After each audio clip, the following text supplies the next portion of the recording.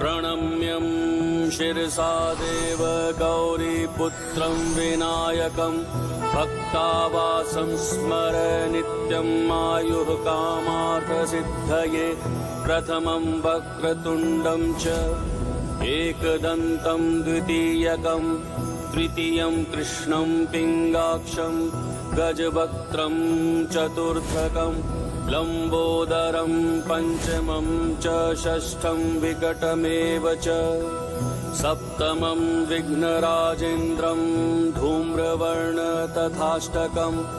नवमं भालचन्द्रं च दशमं तु विनायकम् एकादशं गणपतिं द्वादशं तु गजाननं द्वादशैतानि नामानि त्रिसन्ध्ययः पठेन्नरः न चाभिघ्नभयं तस्य